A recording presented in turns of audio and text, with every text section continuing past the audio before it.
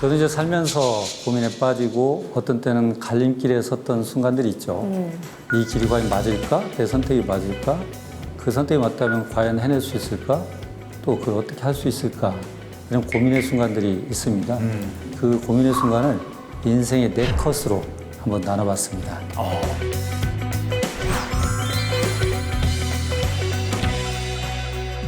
첫 번째 컷입니다. 단두대요? 네. 단두대가 필요할 만큼 죄를 지으실 분이 아니신데. 실은 단두대가 필요한 게 아니고요. 단두대를 향해 가기로 한 순간입니다.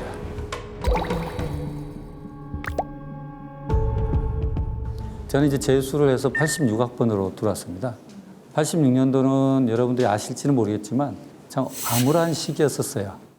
80년대 민주화를 요구하는 국민들의 요구가 끝없이 분출했다. 조속한 민주화를 요구하며 연일 격렬한 시위를 벌였다.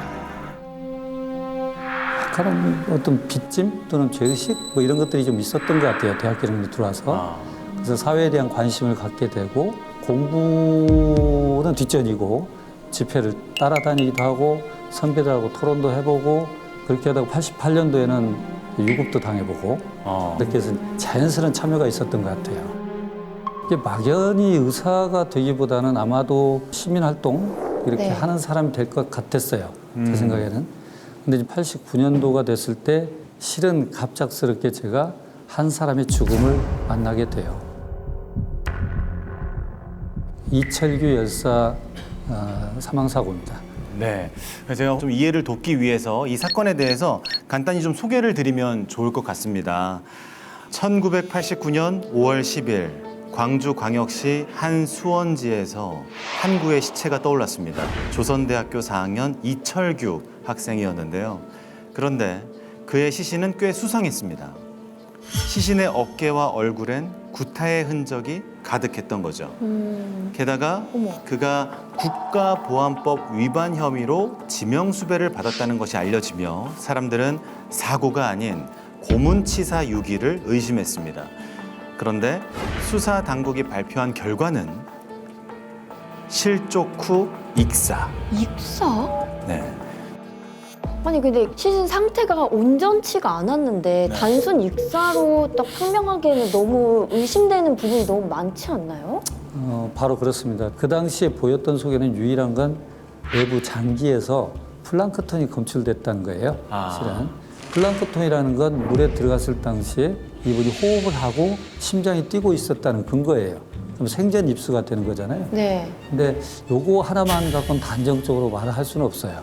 실은 왜냐하면 그 물이 아닌 다른 물에서도 사망할 수 있거든요. 또 오랫동안 수중에 있다 보면 오염될 가능성도 있어요.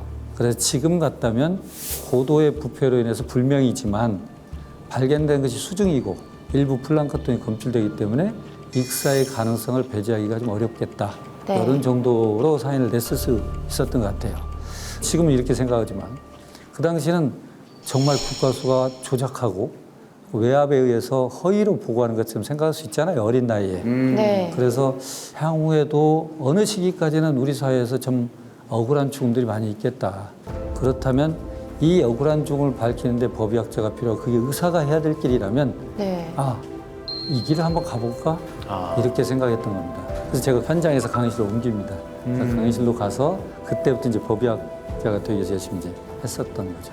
만약에 저라면 저런 사건을 보면 막 너무 열받쳐서 이런 말 쓰면 안 되죠.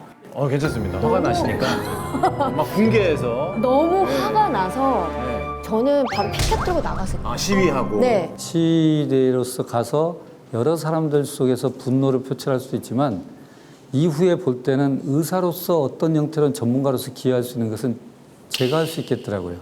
그래서 그 당시 그래서 강의실로 옮겼던 거고 그때 생각한 게 의사라는 직업이 살아있는 사람들 질병을 진단하고 치료하고 고통을 완화시키고 이런 사람도 있지만 네. 한 사람의 죽음의 마지막 순간에도 의사가 있다는 생각을 하게 된 거죠.